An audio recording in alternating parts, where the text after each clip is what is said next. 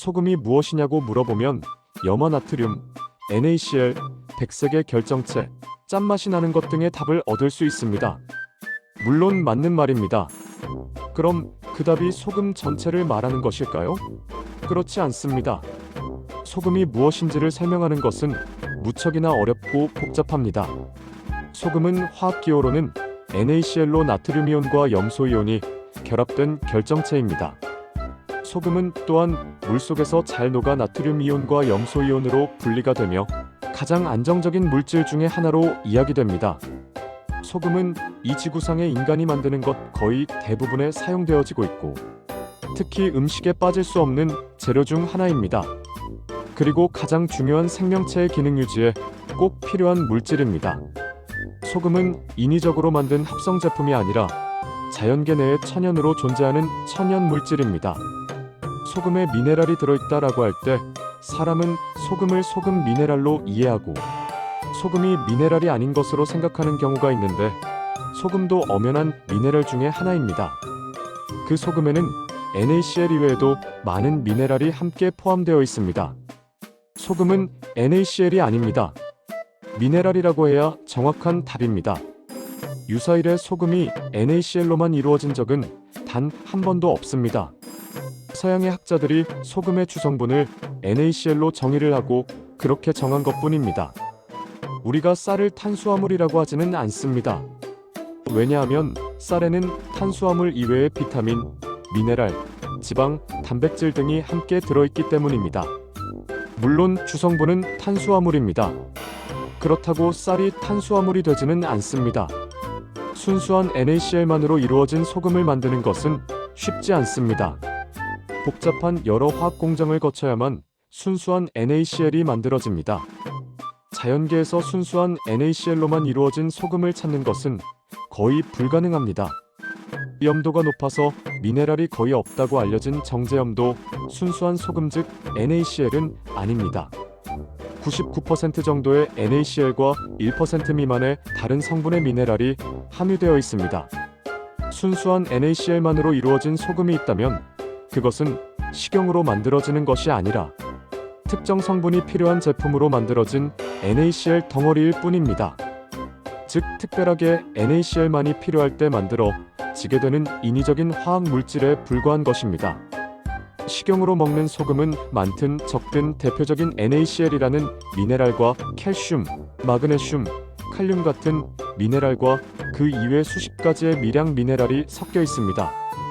즉 미네랄이 혼합되어 있는 미네랄 복합체가 우리가 먹는 소금입니다.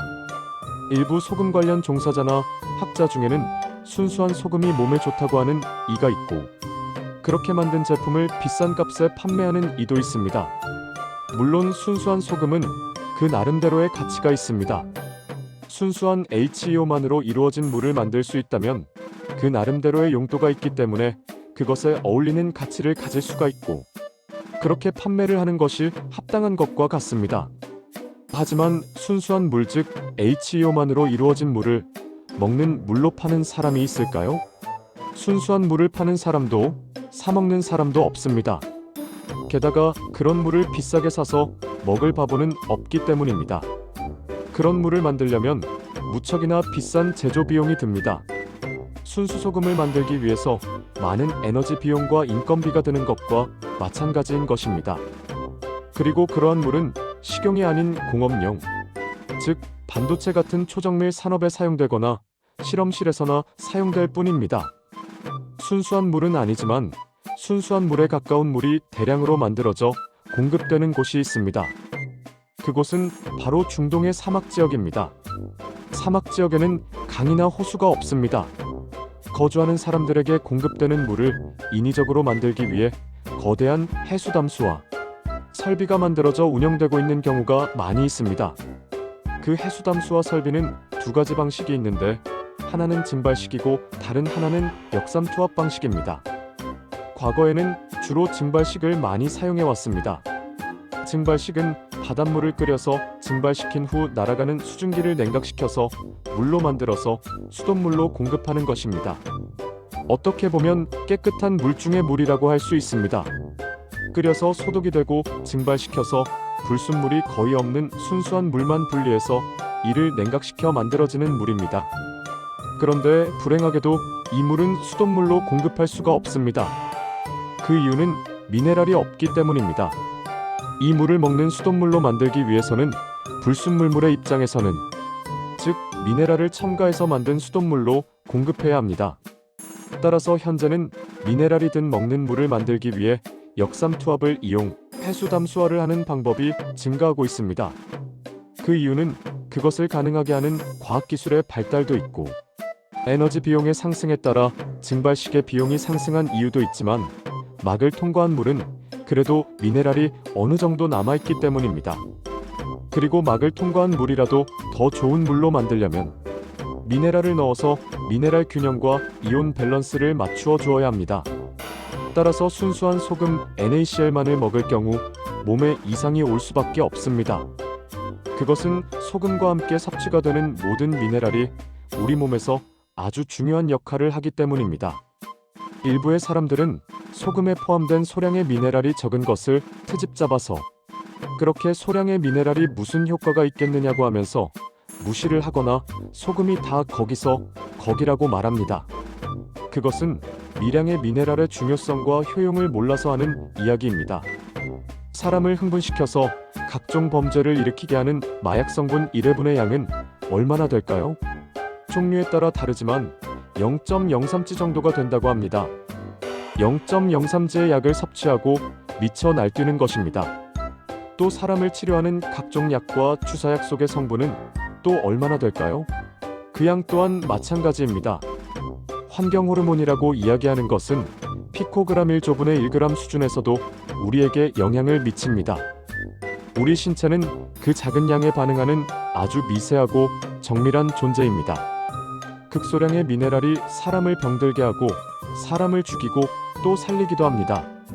소량의 미네랄의 포함 여부가 좋은 소금과 나쁜 소금을 구별짓고 좋은 물과 나쁜 물을 구별짓습니다.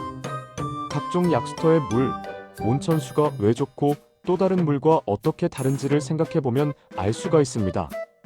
빙하수가 다르고 석회암 지대를 통과하는 물이 다르고 심산유곡을 흐르는 물이 다릅니다. 알프스의 물이 다르고 백두산의 물이 다르고 한라산의 물이 다릅니다.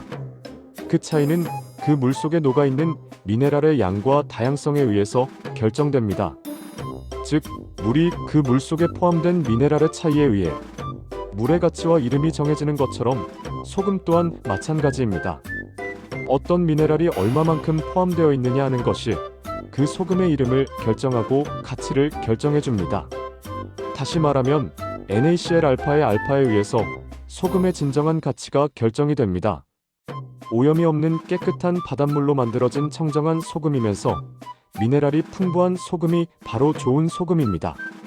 소금의 입자 크기 등은 그 다음입니다. 요리에 따라서 입자의 크기가 영향을 다르게 할 수 있습니다. 미용으로 사용하는 소금과 음식용은 다르고 염장용과 무침용은 입자가 달라질 수가 있습니다. 물론 맛도 중요합니다. 포함된 미네랄 성분에 따라 맛이 달라집니다. 그 맛은 요리의 맛과 조화를 이루는 것이 중요합니다. 소금은 NaCl 이외 다른 미네랄도 풍부하게 포함이 될 때 비로소 우리가 건강하게 먹을 수 있는 진정한 식용소금이 됩니다. 소금은 미네랄이고 미네랄이 소금입니다. 감사합니다.